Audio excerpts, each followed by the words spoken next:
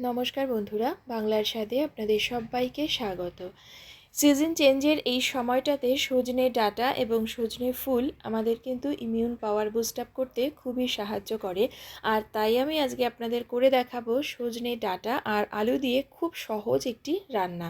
এটাও কিন্তু গরম ভাতের সাথে খেতে খুবই ভালো লাগে। রেসিপিটি শেষ পর্যন্ত দেখার অনুরোধ রইল।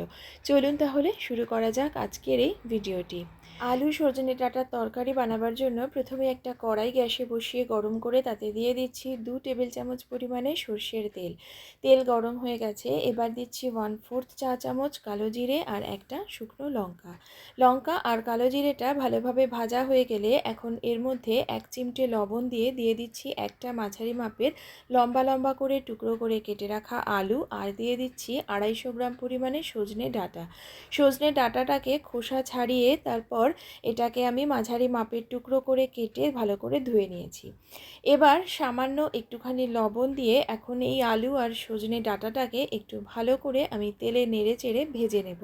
এই সময় আপনারা চাইলে কিন্তু ঢাকা চাপাও দিয়ে দিতে পারেন, তবে আমি এভাবেই নেড়ে চেড়ে ভেজে নিচ্ছি। কড়াইটাকে খোলা রাখা অবস্থাতেই 5-6 মিনিট মতো নেড়ে চেড়ে এভাবে ভেজে নিয়েছি। দেখতেই পাচ্ছেন হালকা এখন কিন্তু এর রঙটা চেঞ্জ হয়ে গেছে। এবার আমি এর মধ্যে দিয়ে দিচ্ছি পরিমাণ মতন জল। জলটা কিন্তু আপনারা গ্রেভি যেরকম রাখতে চান সেই আন্দাজে ব্যবহার করবেন। তবে আমি এখানে জলটা এমনভাবে দিয়েছি যাতে করে আলু আর সজনে ডাঁটাটা এই জলের একটু গায়ে গায়ে থাকে। তবে অবশ্যই কিন্তু আপনারা আপনাদের পছন্দ অনুযায়ী জলটা ব্যবহার করতে পারেন। আর এখানে আমি ঠান্ডা জলই কিন্তু ব্যবহার করেছি। জলটাকে ভালো করে নেড়েচেড়ে মিশিয়ে দিয়ে এই সময় আমি এর মধ্যে আরও একটু লবণ দিয়ে লবণটাকে অ্যাডজাস্ট করে দিচ্ছি। লবণটা কিন্তু প্রথমেও দেওয়া ছিল একটুখানি, সেজন্য লবণটা বুঝে দিতে হবে। আর এখন আমি এর মধ্যে দিয়ে দিচ্ছি আরও একটু মোটামুটি 1/2 চামচ পরিমাণে হলুদ গুঁড়ো।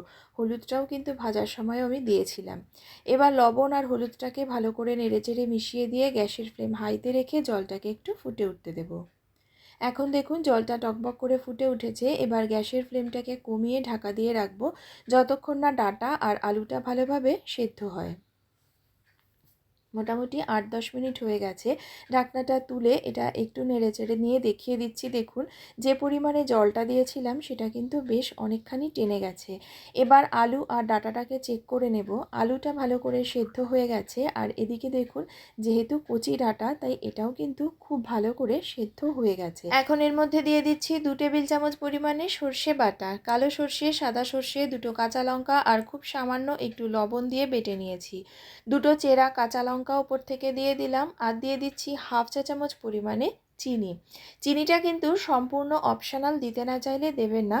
তবে যেহেতু এটা নিরামিষ তরকারি আর সজনের ডাঁটার মধ্যে হালকা একটু তিতকুটে ভাব থাকে, তাই চিনিটা দিলে কিন্তু এর টেস্টটা ব্যালেন্স হবে আর তরকারিটা খেতেও ভালো লাগবে। তবে যদি কারোর অপছন্দ হয় সেক্ষেত্রে কিন্তু স্কিপ করে নেওয়া যেতে পারে। এখন আমি গ্যাসের ফ্লেমটাকে মিডিয়ামে রেখে 2 থেকে 3 মিনিটের জন্য এটাকে ভালো করে এভাবে ঢাকা চাপা না দিয়ে ফুটিয়ে নেব। কেননা সর্ষে দিয়েছি, তাই সর্ষের কাঁচা গন্ধটা যাতে চলে যায় সেজন্য এভাবেই এটাকে ফুটিয়ে নিয়ে ফিরে আসছি। 2-3 মিনিট মিডিয়াম ফ্লেমে ফুটিয়ে নেওয়ার পরে তরকারিটা কিন্তু একদম তৈরি হয়ে গেছে।